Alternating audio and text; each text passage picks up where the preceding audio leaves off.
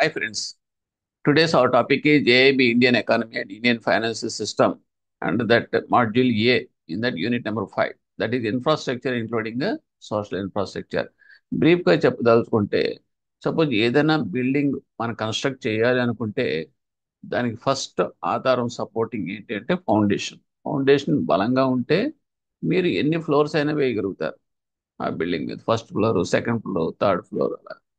So అలాగే ఒక country economical గా గ్రో అవ్వాలి, డెవలప్ అవ్వాలి అంటే main focus area is infrastructure. So ఆ ఇన్ఫ్రాస్ట్రక్చర్ అనేది ఏమిటి అంటే ఇందులో రకాలు ఉంటాయి. మళ్ళీ ఫిజికల్ ఇన్ఫ్రాస్ట్రక్చర్, సోషల్ ఇన్ఫ్రాస్ట్రక్చర్. ఎందుకంటే ఎన్విరాన్మెంట్ అనేది బాగుంటే ఓకే, సో అందులో స్పెండ్ చేసే పీపుల్ యొక్క హెల్త్ బాగుంటుంది, వాళ్ళ యొక్క అవుట్పుట్ కూడా ఎక్కువ కలుగుతారు. సో ఇలాగా మనం ఏంటంటే ఓవరాల్గా మనం చదువుకుంటాం. ఇందులో జనరల్ టాపిక్ చాలా చాలా ఇంపార్టెంట్ టాపిక్ అండి ఇది. ఫస్ట్ కరెంట్గా 10 yearsగా మన కంట్రీలో జరుగుతున్న డెవలప్మెంట్స్ అన్నీ కూడా ఈ చాప్టర్లో వస్తాయి. ప్రతి పాయింట్ కూడా మీకు ఎగ్జామ్ ఇంపార్టెంట్. అందులో government in what way it is supporting that infrastructure development అనేది ఇక్కడ ఎగ్జామ్ పాయింట్ ఆఫ్ వ్యూలో నెంబర్ ఆఫ్ క్వశ్చన్స్కి ఛాన్సెస్ ఉంటాయి. So let us start one by one. First infrastructure including social infrastructure. Okay, social infrastructure అంటే ప్రత్యేకంగా ఏం లేదు, society, people. Okay, peoples development అనేది nothing but it is a mirror image of that economic development of a country. Infrastructure investment increases the capital stock required for economic development.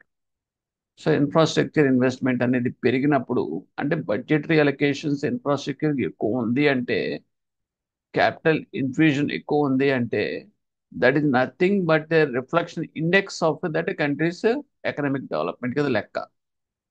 So ఎందుకు చెప్తున్నానంటే మీకు ఎప్పుడైతే మన చిన్న ఎగ్జాంపుల్ అండి, ఇంత మేము డీప్గా ఒక్కల కోవిడ్ వచ్చింది, మొత్తం అంటగా అట్టర్ ఫెయిల్యూర్ అయిపోయాం ఒక స్టేజ్లో. ఎందుకంటే మనందరం ఎక్స్పీరియన్స్ అయ్యాం. ఈవెన్ మాస్కులు కూడా మనకు దొరకని పరిస్థితి వచ్చింది. అంటే ఏంటి, దాన్ని బట్టి మనం ఏ స్టేజ్లో ఉన్నాం. అలాగే ఆక్సిజన్ సిలిండర్స్ కూడా మనకి షార్టేజ్ అయిపోయింది. అంటే ఏంటి, హెల్త్ సర్వీసెస్ అనేది అంత వరస్ట్గా ఉన్నట్టుగా లెక్క అయిపోయింది. అంటే where we are and hospitals, doctors కూడా మనకి సఫిషియెంట్గా లేకపోయిన పరిస్థితి. Okay, to attend that patients. So దీన్ని బట్టే మాకు అర్థం అవుతుంది, ఓకే మనం ఇంకా చాలా చాలా వెనకబడిపోయి ఉన్నాం అన్నారు.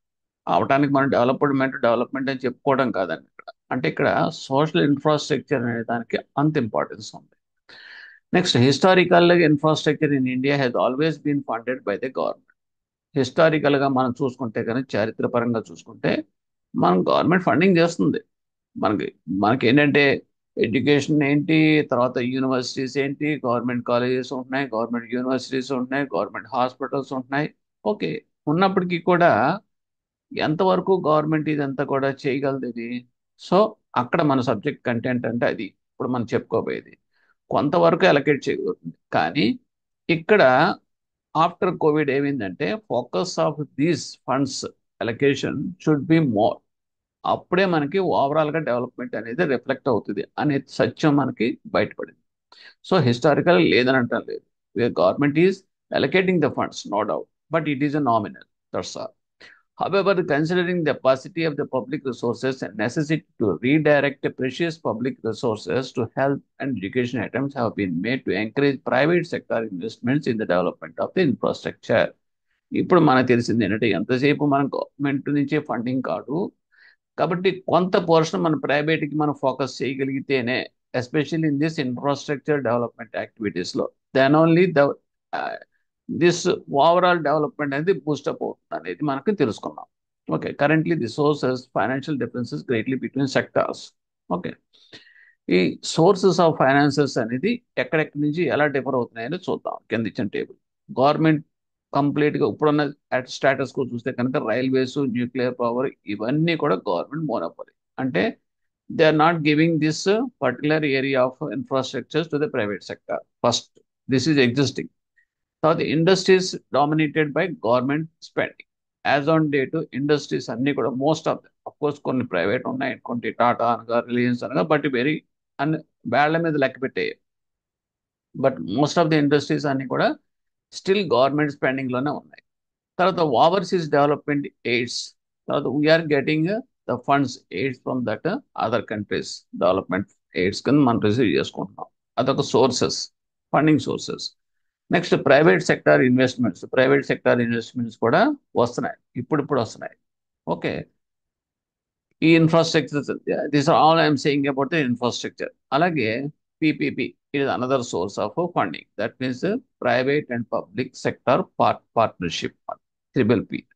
సో దీంట్లో కొన్ని.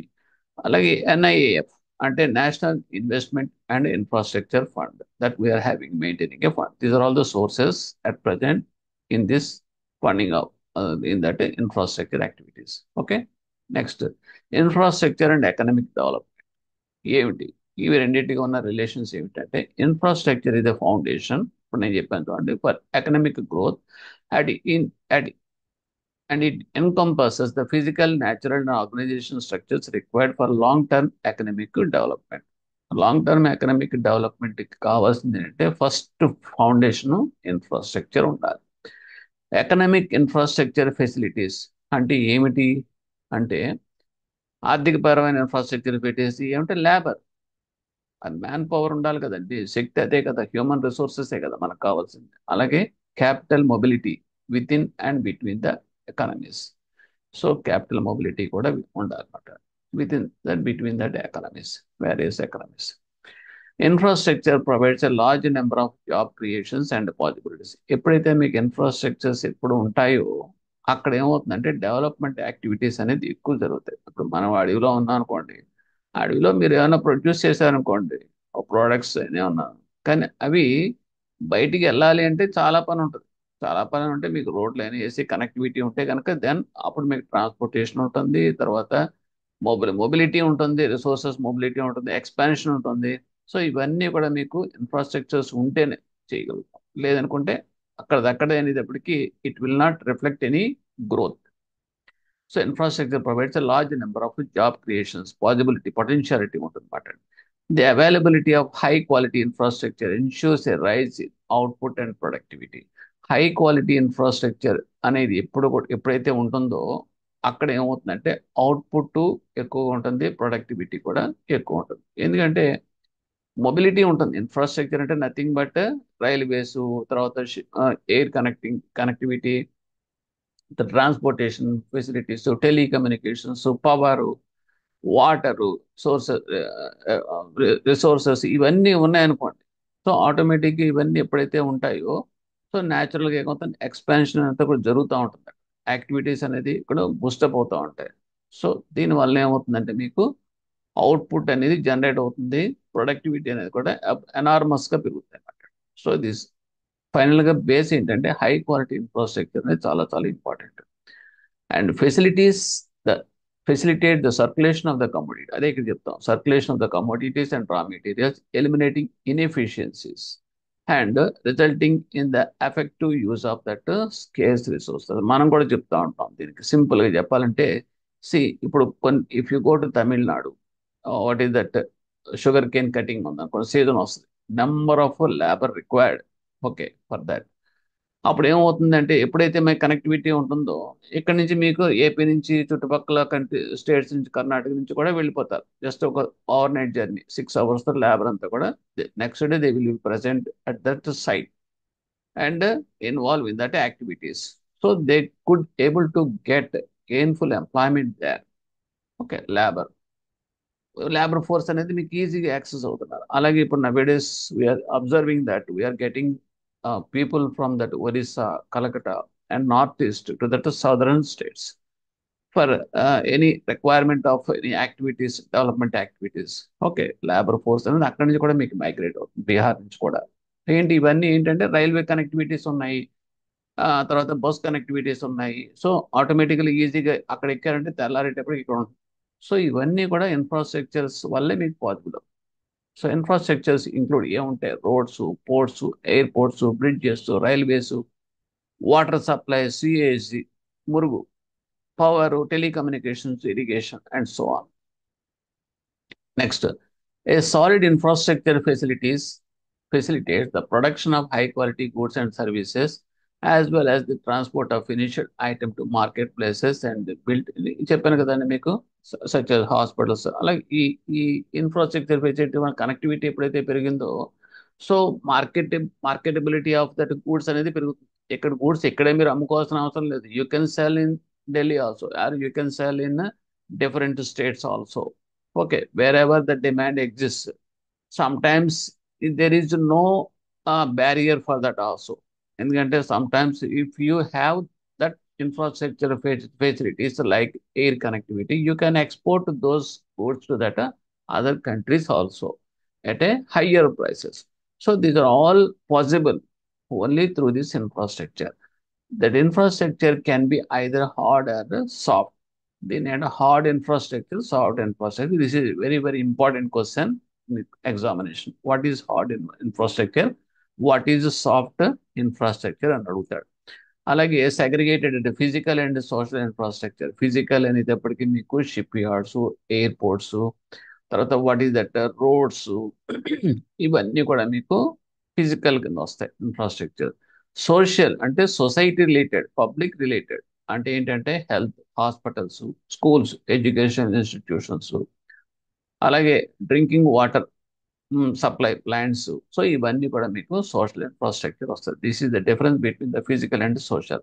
లేకపోతే హార్డ్ ఇన్ఫ్రాస్ట్రక్చర్ వచ్చేటప్పుడు refer to that major physical network such as the roads, ports, airports, pipeline, etc. that are required for the operations of the modern industrial nation. Soft infrastructure వచ్చేటప్పటికి it is related to that people. అందా పైన అదే కింద rename చేశాడు అంతే. Refers to institutions that are essential to keep that economy running, such as financial అంటే banks, whatever that financial institutions అని అర్థం. ఎడ్యుకేషనల్ అంటే colleges, health care, medical hospitals ఇవన్నీ, and law enforceable organisations. So ఇవన్నీ coming under that soft infrastructure. There is a possible question be out of these 2 points.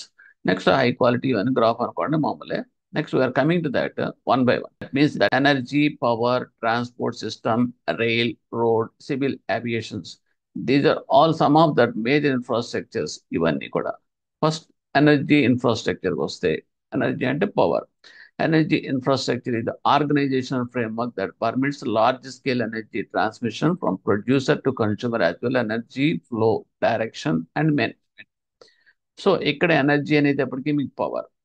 Power అనేది కంపల్సరీగా it is a must. అది ఎలాగా అంటే hydel power కావచ్చు, wind power కావచ్చు, coal ద్వారా వచ్చే పవర్ కావచ్చు, గ్యాస్ ద్వారా వచ్చే పవర్ కావచ్చు, ఏదైనా సరే ఇంధనం. What we say is it is a fuel. Okay, that make be exist power అనేది.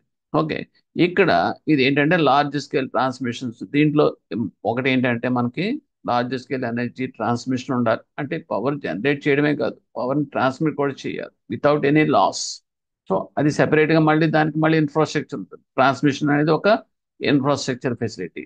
How best we can transmit the power from one point to another without any loss. So దీనికి మళ్ళీ projects ఉంటాయి separate. So అలాగే this is nothing but a flow, direction and management కింద వస్తుంది. Many components make up energy infrastructure. Energy infrastructure మనకి components ఏముంటాయంటే natural gas pipelines ఉంటాయి. అంటే ఇవన్నీ కూడా మధ్యలో వాట్ ఈస్ దట్ వీటిని ఇంటర్మీడియట్ చేసేయమాట, ఓకే, అనుసంధానం చేసేయి. ఏంటి? Natural gas pipelines, storage and distribution terminals. Storage and distribution అంటే ఇప్పుడు సబ్ స్టేషన్స్ ఉంటాయి. It is nothing but a storage and transmission facility of that power, electricity. అలాగే petroleum pipe lines.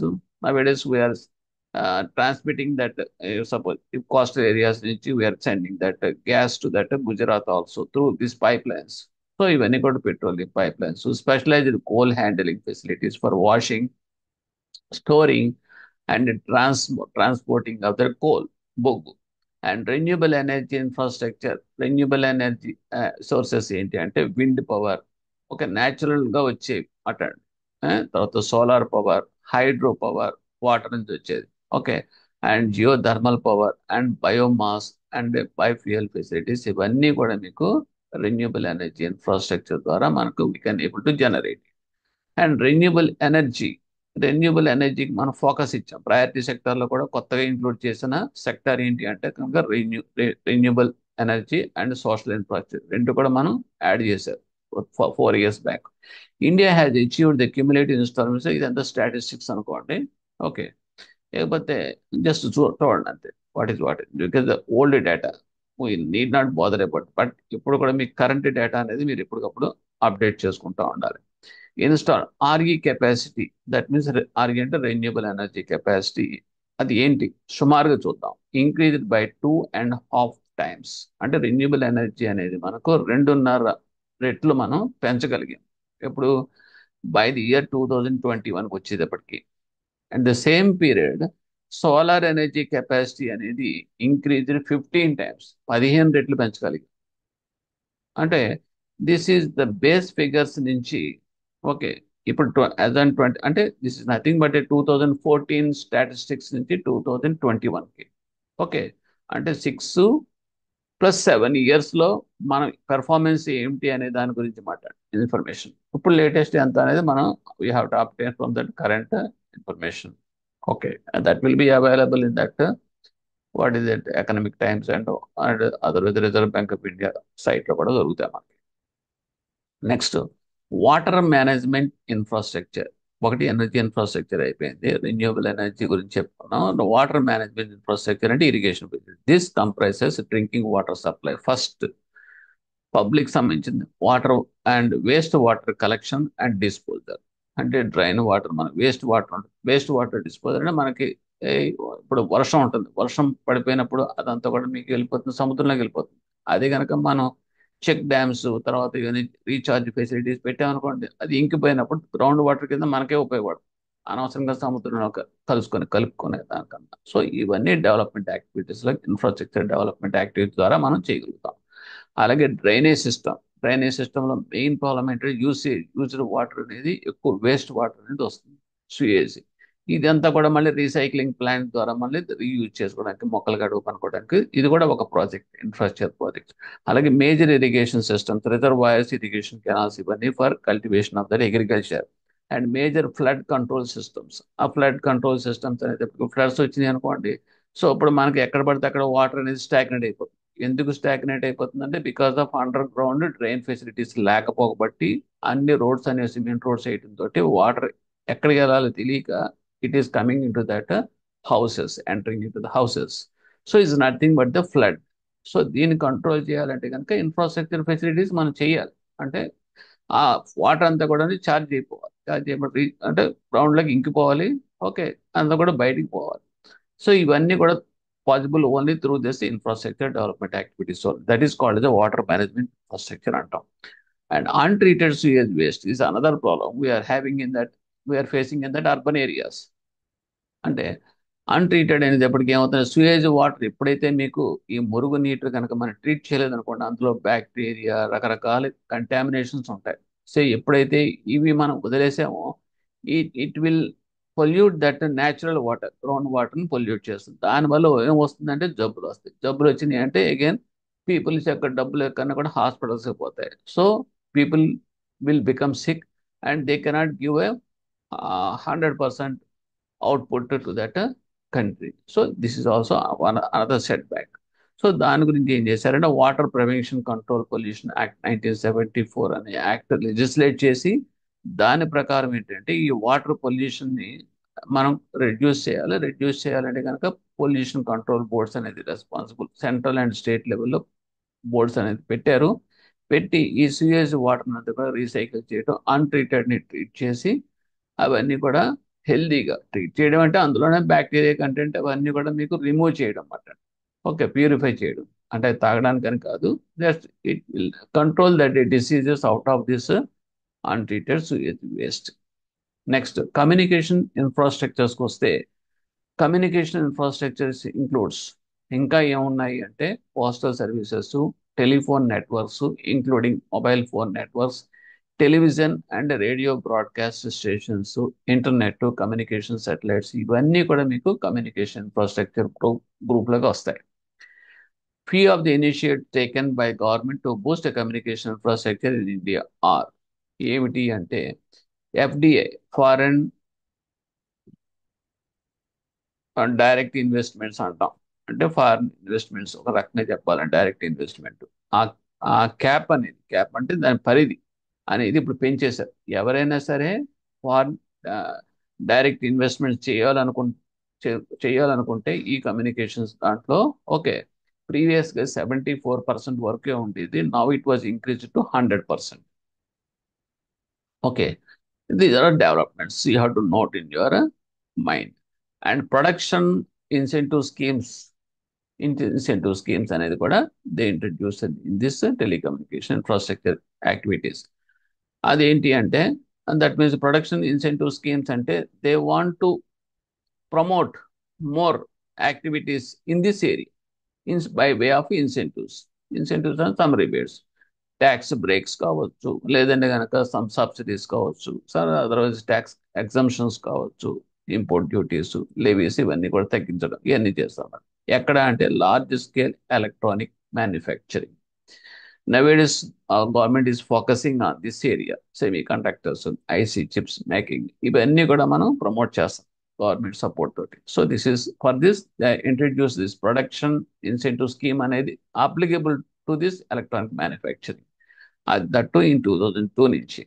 Okay, department of telecommunication launched Tarang Sanchar is also important. A web portal sharing information of mobile towers and EMF emission compliances.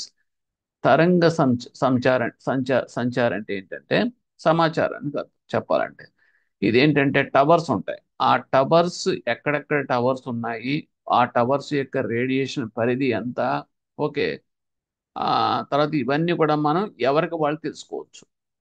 అంటే ఏంటంటే ఇది open document మాట అండి. Okay, in that they place in that website.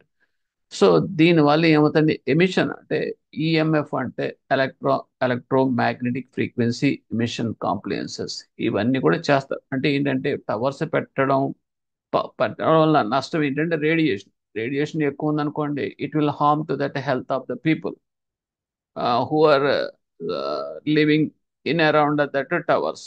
So దానివల్ల ఏమవుతుంది, అది transparency ఉండాలి, వాళ్ళ హెల్త్ ఎందుకు డ్యామేజ్ అవ్వాలి.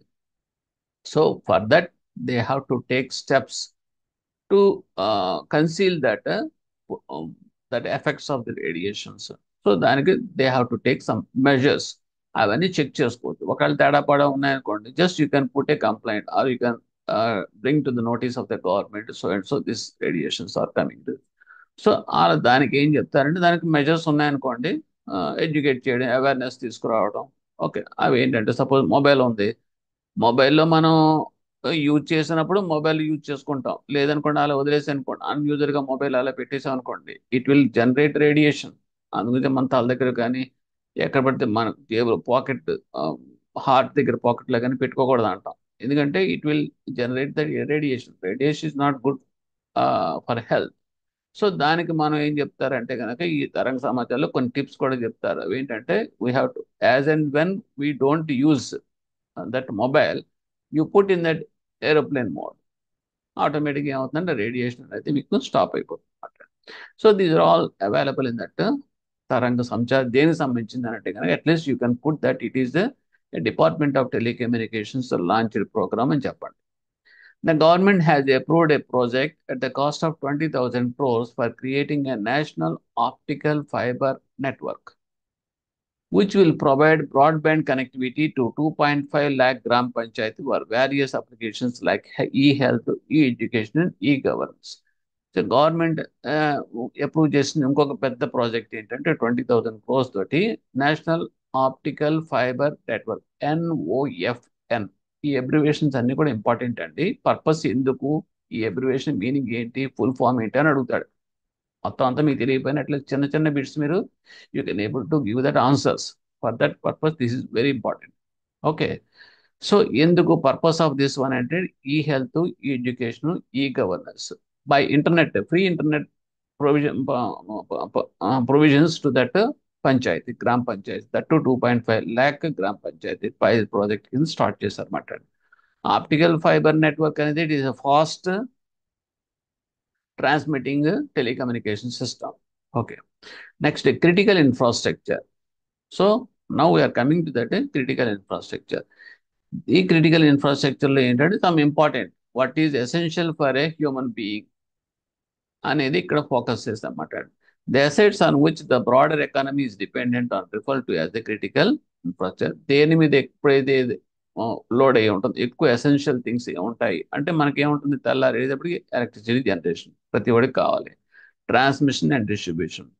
సో ఆ జనరేషన్ ఒకటే కాదు, దాన్ని ప్రాపర్గా మనం ట్రాన్స్మిట్ చేయగలగాలి అన్ని చోట్లకి, అన్ని ఏరియాస్కి మనం కొండలతో సహా, రిమోట్ ప్లేసెస్తో సహా మనం ట్రాన్స్మిట్ చేయగలగాలి.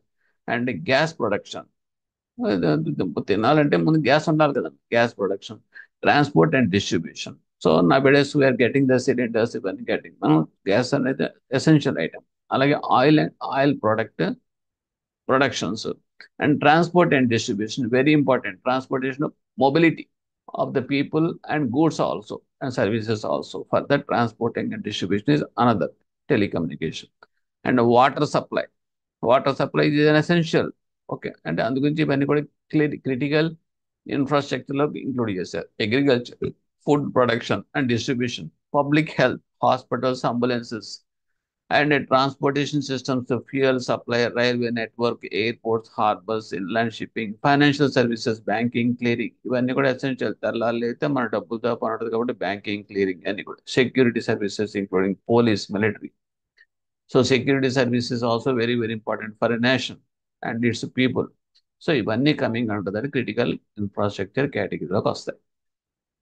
Next, transport infrastructure, road transport.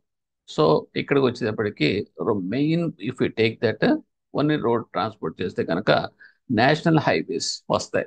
National highways అనేది network to be expanded by 25,000 crores. ఇవన్నీ స్టాటిస్టిక్స్ అనుకోండి. జస్ట్ అంటే ఎంత వరకు మనం చేయగలుగుతున్నాం అనేది ఒక జస్ట్ అట్ ఎ గ్లాన్స్ చూడండి. Figures it is not so important for the examination. 20,000 crores to be mobilised for national highway network expansion. అలాగే అనదర్ 20,000 crores మొబిలైజ్ చేశారు for expansion of the national highways. We are seeing in our daily life development activities. Multi model logistic parks, this is very very important. ఇది కొత్తగా introduce చేశారు 2023-22 నుంచి. Contracts to be avoided through PPP. PP అంటే public private partnership లో ఈ multi modal logistic parks అనేది ఏర్పాటు చేయడం జరిగింది. For implementation of multi modal logistic parks, MMLP అంటాం. ఎంఎంఎల్పి అంటే ఏమిటి, దాని పర్పస్ ఏంటి అని కూడా అడుగుతాడు. Multi model logistic parks at 4 locations: Chennai, Bengaluru, Nagpur and Indore. Of course I have given, it's was not in your book. 4 locations ఎక్కడంటే Chennai, Bengaluru, Nagpur and Indore. Multi model logistic parks అనేది ఏంటంటే integrating of all the what is that logistics మాట్లాడి. అంటే suppose goods కానీ services కానీ ఏదైనా సరే మనం ఒక చోట నుంచి ఇంకో చోటకి మూవ్ చేయాలనుకుంటే కనుక రోడ్ కనెక్టివిటీ అదొకటి. అలాగే రైల్వే కనెక్టివిటీ ఉంటుంది, అలాగే సీ కనెక్టివిటీ ఉంటుంది, వాటర్ కనెక్టివిటీ ఉంటుంది, అలాగే ఎయిర్ కనెక్టివిటీ. కానీ మనకి ఇలాగ రకరకాల కనెక్టివిటీస్ ఉన్నాయి. ఓకే, సో కనెక్టివిటీస్ ఉన్నప్పుడు వీటన్నిటికీ కూడా మినిస్ట్రియల్ చూసేటప్పటికి రకరకాల మినిస్ట్రీస్ కూడా ఉన్నాయి.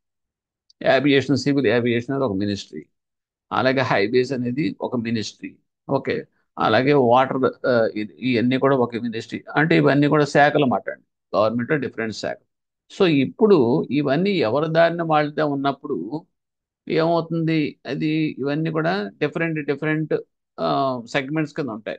అటువంటప్పుడు ఏదైనా చేయాలనుకున్నప్పుడు ఉమ్, ఏ డిపార్ట్మెంట్ ఆ డిపార్ట్మెంట్ ప్రాసెస్ చేసి that A time taking and and cost పరంగా కూడా ఎక్కువ ఖర్చు అవుతుంది. పర్మిషన్ తీసుకోవాలన్నా కూడా, ఇంటిగ్రేట్ చేసుకోవాలన్నా కూడా. సో అందుగురించి ఏం చేస్తారు, ఇవన్నీ కూడా ఒక చోటకి తీసుకొచ్చారు అన్నమాట. తీసుకొచ్చి వీళ్ళంతా కూడా ఒక ఇంటిగ్రేటెడ్ కోఆర్డినేషన్ తోటి they have placed that parks, logistic parks అని చెప్పారు. దీని ద్వారా ఏమవుతుందంటే మల్టీ మోడల్ ఎందుకన్నామంటే ఒక ఒక ఐటెం కానీ ఒక ప్రోడక్ట్ కానీ ఒక పాయింట్ నుంచి ఒక పాయింట్కి వెళ్ళాలనుకున్నప్పుడు ఈ హ్యాజల్ ఫ్రీ ప్రొసీజర్స్ అనేది ఉంటాయన్నమాట.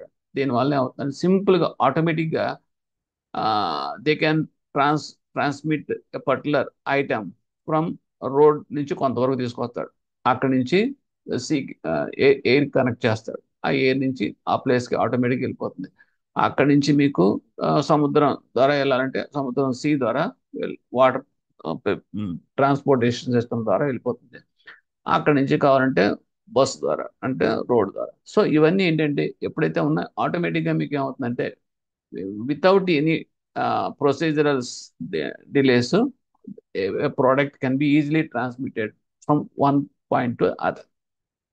So this is very good facility for any development activity. So that's why it is called the multi-modal logistic parks అనేది ప్రత్యేకంగా డెవలప్ చేసింది government of India by taking the 4 locations అవి. Next రైల్వేస్కి వచ్చేటప్పటికి this also very beautiful facility. One station one product, OSOP అంటాం concept. ఇది ఏమిటి అంటే లోకల్ బిజినెసెస్ సప్లై చైన్స్ అన్నీ కూడా వీటికి బూస్టప్ చేయడం కోసం రైల్వేస్ని వాడుకుంటున్నారు. రైల్వేసే చేస్తుంది. అదేంటంటే సపోజ్ చిన్న ఎగ్జాంపుల్ చెప్తాను, అంత అంత డీటెయిల్గా ఐ కెనాట్ ఎక్స్ప్లెయిన్.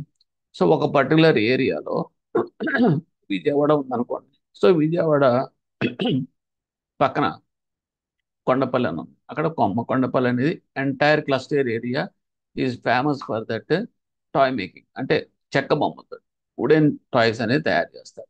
ఓకే, మామూలుగా అయితే కనుక ఆ ప్లేస్కి వెళ్ళిన వాళ్ళు మాత్రం కొనుక్కోగలుగుతున్నారు. అక్కడ కొండపల్లి ఉంది, బొమ్మలు అమ్ముతారన్న సంగతి ఆ లోకల్ పీపుల్కి మాత్రమే తెలుస్తాం. But it is not familiar to that outsider. ఏ ఒరిస్సా నుంచో బెంగాల్ నుంచో అదే ట్రాక్లో వెళ్ళేవాళ్ళు బోళంత మంది. విజయవాడ జంక్షన్ ఉందనుకోండి, number of people will be passing of that Vijayawada from different states.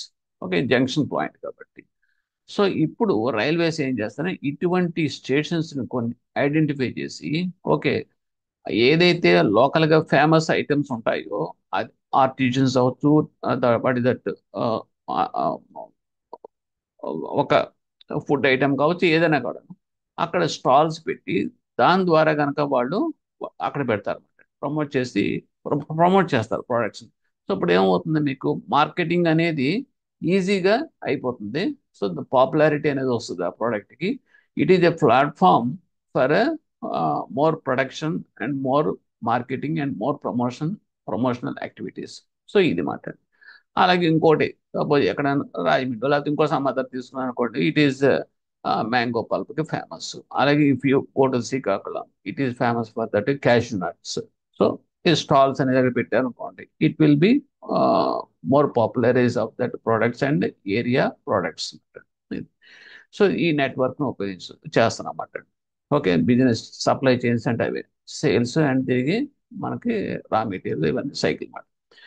Next వచ్చేటప్పటికి Kavach. 2000 kilometers of railway network to brought under Kavach. The ingenious world-class technology and capacity augmentation 2022-23. ఇది మనకు తెలుసు. రీసెంట్గా భువనేశ్వర్ దగ్గర ఒకటి యాక్సిడెంట్ జరిగింది. డైరెక్ట్గా కొల్యూడ్ అయిపోయింది ట్రైన్స్ రెండు కూడా. ఎందుకు జరిగింది? Signal system. అక్కడ మనకు డిస్కషన్ కూడా వచ్చింది. కవచ్, వాట్ ఈస్ కవచ్ అనేది ఒక టెక్నాలజీ అనేది రైల్వే అడాప్ట్ చేసింది. That means that is railway transport system. దీనివల్ల ఏమవుతుందంటే ఎదురెదురు ట్రైన్స్ కనుక వస్తే కనుక, క్రాస్ అవ్వాల్సి వస్తే కనుక, ఈ కవచ్ అనే మెకానిజం ద్వారా, okay, there won't be any chances of collision, అంటే యాక్సిడెంటల్ అనేది ఉండే ఛాన్స్ లేకుండా టెక్నాలజీని డెవలప్ చేశారన్నమాట. ఓకే, అండ్ సిగ్నల్ ఇది ఒక రకంగా చెప్పండి, effective very technologically advanced signalling system అని కూడా చెప్పొచ్చు. కావచ్చు, ఈ టైప్ ఆఫ్ థింగ్స్ అన్ని కూడా చేయడం వల్ల ఏమవుతుందంటే డిలే అనేది ఎక్కడ ఉండదండి. అంటే డిలే అనేది ఆటోమేటిక్గా everything will be within no time. The trains will move, transportation facilities will be automatically without any cost time. Everything will run correctly. And 400 new generation Vande Bharat trains to be manufactured during the next 3 years. This is also another uh, successful story of this railways. And Gati Shakti cargo terminals for multi-modal logistics to be developed during that next 3 years. 100. Okay, ఇది ఏమిటి గతిశక్తి అంటే చెప్పాను కదండి మీకు, integration. ఇందాక మనం చెప్పింది అదే. ఓకే, అంటే that means integrating of all the 37 different departments of this what is the transportation, అది కొరియర్ కావచ్చు, పోస్టల్ కావచ్చు, లేదంటే రైల్వేస్ కావచ్చు, రోడ్స్ కావచ్చు, షిప్పింగ్ కావచ్చు, ఓకే, అండ్ ఎయిర్ ఏవియేషన్ కావచ్చు, ఇవన్నీ కూడా ఇంటిగ్రేట్ చేసి కార్గో టెర్మినల్స్ని పెట్టి ఆ గూడ్స్ని విత్ ఎనీ పర్మిషన్స్ కానీ ప్రాసెస్ కానీ లేకుండా ఈ రైల్వేసే మీకు ఆ ఫెసిలిటీని కల్పిస్తాయి అన్నమాట. అంటే ఇక్కడ ఏం చేస్తాయంటే అవసరమైతే రైల్వేస్ వాళ్ళ దగ్గర స్టేషన్స్లో వేస్ట్గా కొంత ల్యాండ్ ఉంటుంది ఏరియా, అది కూడా అదేంటంటే స్టోరేజ్ ఫెసిలిటీస్ కొంత కూడా ఇచ్చేస్తారన్నమాట. ఇచ్చినప్పుడు ఏంటంటే అది free of cost. So private people they can make use of those parking places మాట. చేసుకోవడం వలన ఏమవుతుందంటే మీకు ఆ, ఖర్చు అనేది ఉండదు, ప్రైవేట్ సెక్టార్లో ఎంకరేజ్మెంట్ ఉంటుంది. అలాగే ఎప్పుడైతే మీకు ఈ రైల్వేస్ ఈ ఫెసిలిటీని ఇస్తున్నాయో everybody can make use of without any burdenable expenditure. So it is another successful cargo cargo system, that logistic facility మాట. So Gati Shakti cargo terminals. Next, Parvatmala. This another scheme, national ropeways development programme Parvatmala to be taken up on PPP mode. అది కూడా public private partnership model. Contracts to be awarded 8 ropeway projects 60 kilometres length. ఇప్పుడు మనకి దీనికి simple చెప్పాలంటే కొన్ని hill stations ఉంటాయండి. ఆ hill station అనేటప్పటికీ ఘాట్ రోడ్స్ ఎక్కువ ఉంటాయి. అది ఒక జస్ట్ ఈవెన్ 1 కిలోమీటర్ వెళ్ళాలన్నా కూడా అవర్స్ టైం పడుతుంది. ఒక వ్యాన్, ఒక లారీ కానీ ఒక వెహికల్ కనుక వెళ్ళాలనుకుంటే కనుక ఆ పాయింట్కి చాలా చాలా కష్టం. ఓకే. సో ఫ్యూయలే కాదు, ఫ్యూయల్ వేస్ట్ అవుతుంది, పొల్యూషన్ పొల్యూషన్ వస్తుంది, తర్వాత మీకు ఎక్కువ టైం కూడా వేస్ట్ అవుతుంది. ఓకే. వీటిలన్నిటికీ చెక్ పెట్టాలనుకుంటే best solution is infrastructure, that is called as ropeway services. ఎప్పుడైతే రోప్ వే సర్వీసెస్ అనేది పొల్యూషన్ ఉండదు, గూడ్స్ అనేది మీ కొండల నుంచి డైరెక్ట్గా కిందకి మీరు ట్రాన్స్పోర్ట్ చేసేయచ్చు ఈజీగా. ఓకే. అలాగే within no time we can transport that goods. So ఇవన్నీ కూడా మీకు ఒక డెవలప్మెంట్ యాక్టివిటీస్లో మీకు ఫెచ్చింగ్ అయ్యే పాయింట్స్ మాట. ఓకే. ఎందుకంటే మీకు కొన్ని కొన్ని ఆ, కొన్ని ఏరియాస్కి వెళ్ళేటప్పటికి ఈ మిరియాలు అనగా, తర్వాత టొబాకో అనగా, ఇటు కాఫీ అనగా, ఇవన్నీ కూడా మీకు పెద్ద పెద్ద హిల్ స్టేషన్స్లోనే ఎక్కువ వస్తూ ఉంటాయి. సో ఆ గూడ్స్ ట్రాన్స్పోర్టేషన్కే మనకు బోడంత కాస్ట్ అవుతూ ఉంటుంది. So this is another best infrastructure the government is taking up through this Parvatmala. And urban infrastructure. Urbanization is the integral part of the process of economic growth.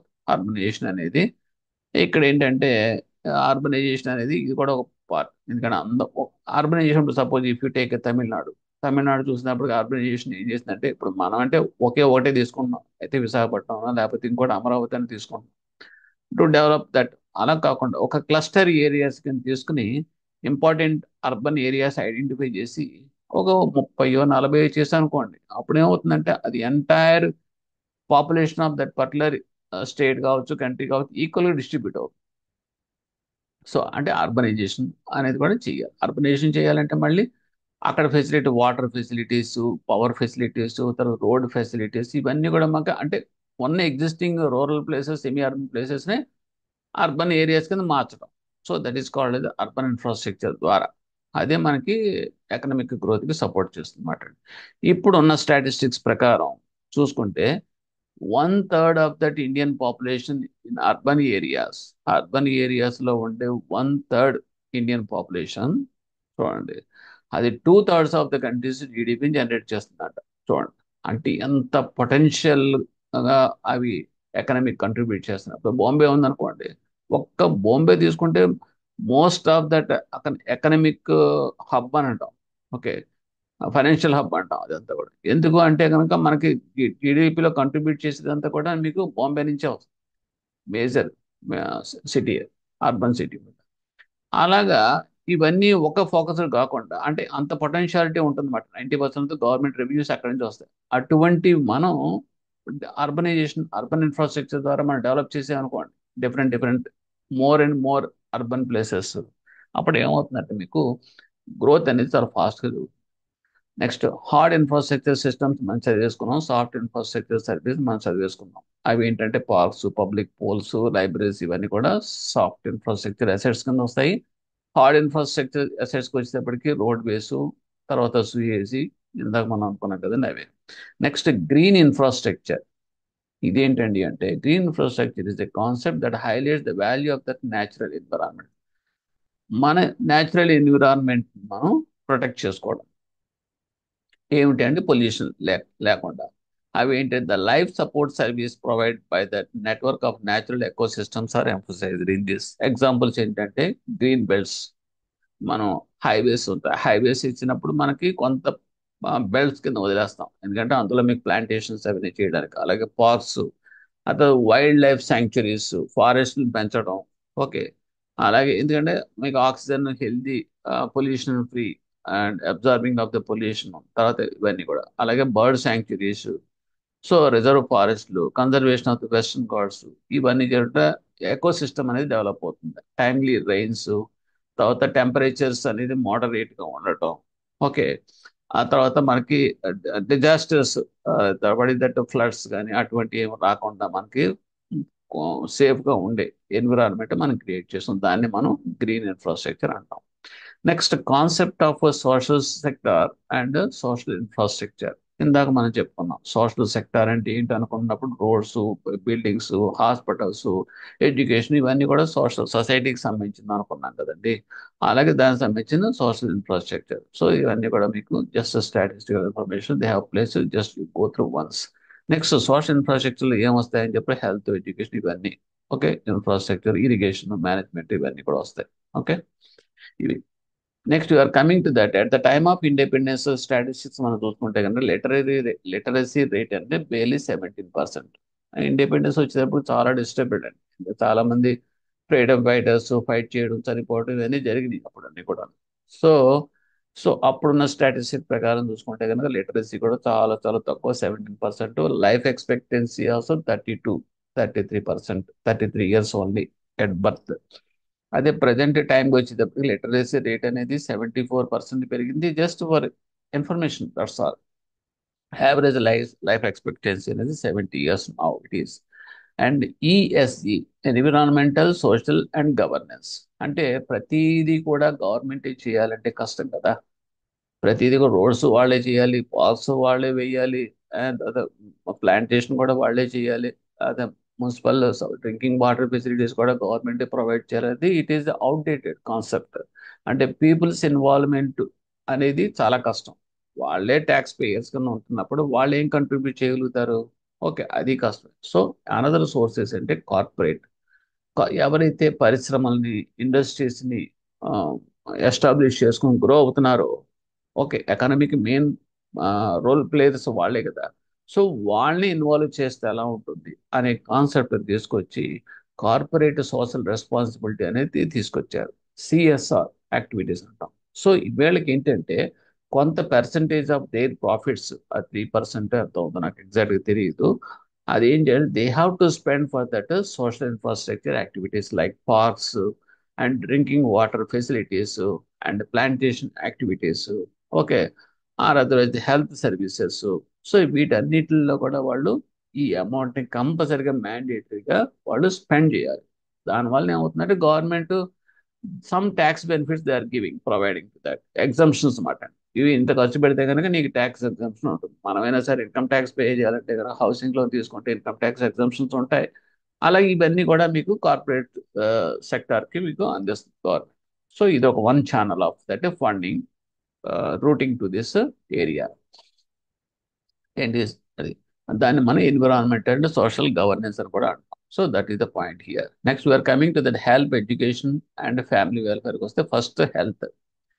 Health is the most crucial component of the social infrastructure. Healthcare has evolved to be one of the India's most important industries, both in terms of income and employment. Hospitals, medical devices, అంటే ఈ health related ఏమంటాయి, hospital దగ్గర నుంచి medical devices, manufacturing of the medical devices, clinical trials and out sourcing activities, అంటే labs, ఇవన్నీ కూడా వస్తాయి మీకు.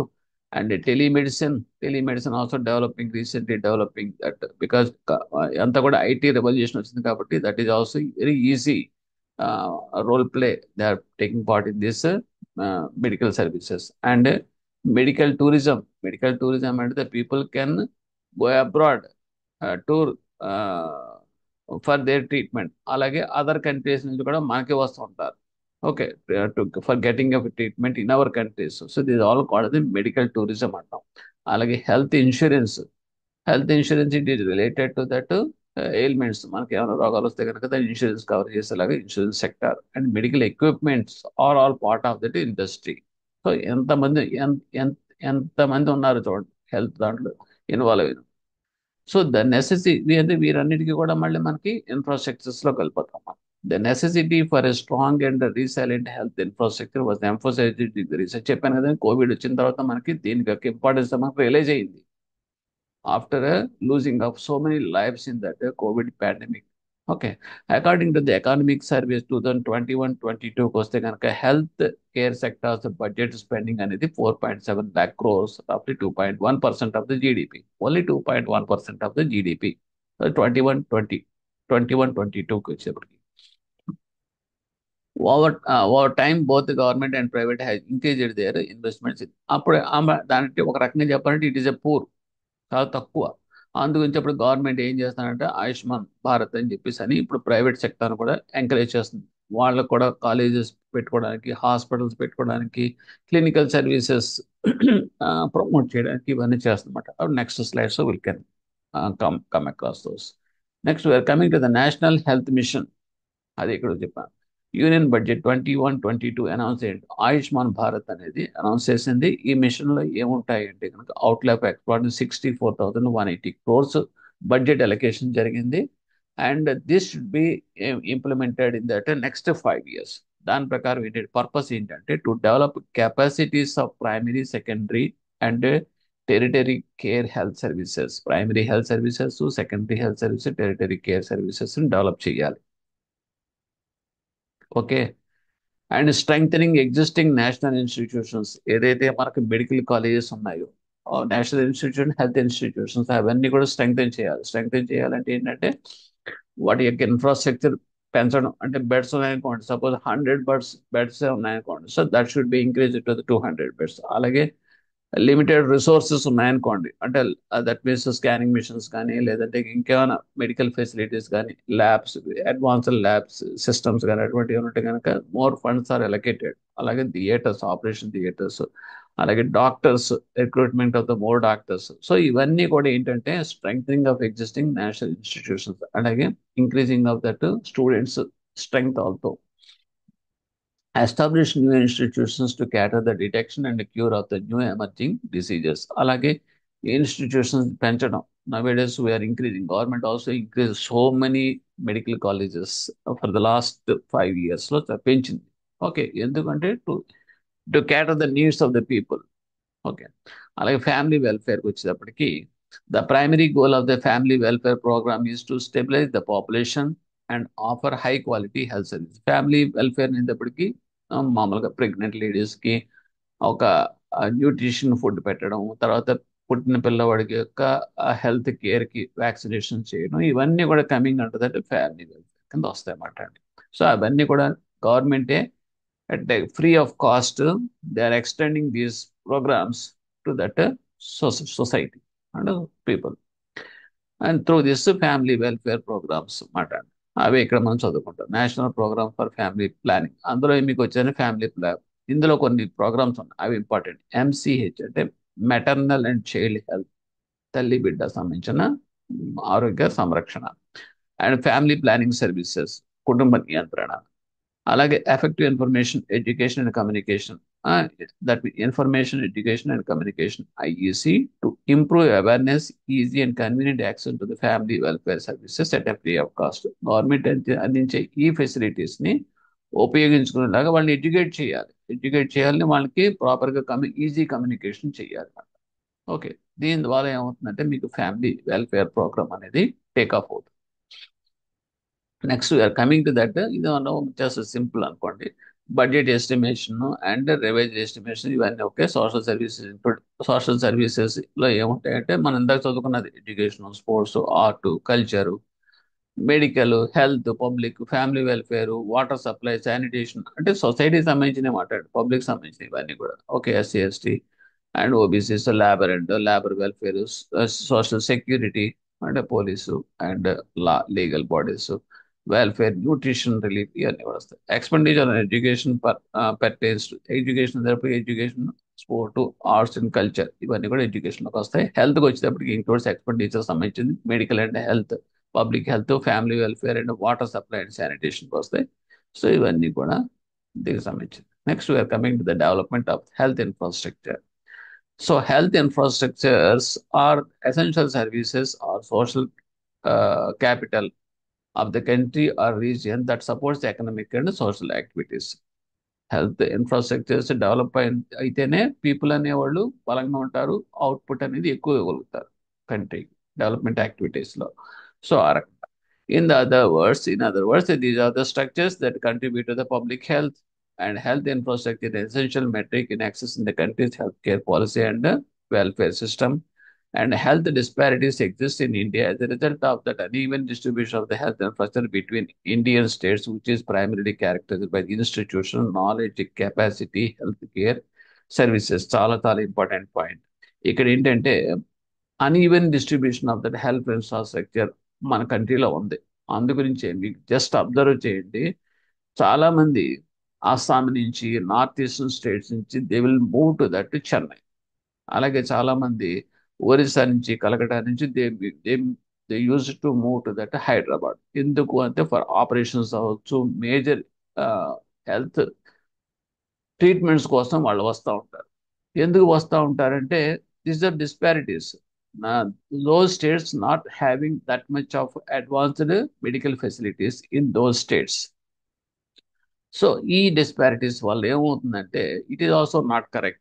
అంటే ఈక్వల్గా ఈవెన్గా అందరికి కూడా డిస్ట్రిబ్యూట్ అవ్వాలి. So this is also a responsibility of that government. Now they are taking on their hold. అది ఏంటంటే ఇన్స్టిట్యూషన్స్ వైజ్గా, అలాగే నాలెడ్జ్ అండ్ కెపాసిటీ వైజ్గా అండ్ హెల్త్ కేర్ సర్వీసెస్ వైజ్గా వాళ్ళు they are lacking and there are disparities among the states. All these challenges are linked to the economic growth with a specific emphasis on India. So ఇవన్నీ ఉండటం వల్ల దీనివల్ల ఏమవుతుందంటే ఎకనామిక్కి, గ్రోత్కి ఇది హర్డల్స్ అవుతాయి. ఎందుకంటే ఒక ట్రీట్మెంట్ కోసం తన స్టేట్ నుంచి ఇంకొక స్టేట్కి వెళ్తున్నాడు అంటే కనుక ఎక్స్పెండిచర్ దగ్గర నుంచి టైం అంతా వేస్టే కదండి. అది ఎక్కడోళ్ళు అక్కడే ట్రీట్మెంట్ చేసుకునే ఫెసిలిటీస్ ఉన్న రోజున దెర్ ఇస్ నో, అదే కదా ఎకనామిక్ గ్రోత్ అంటే ఈక్వల్గా ఉండాలి. India has made significant progress in terms of the health infrastructure and mass population access to that healthcare services.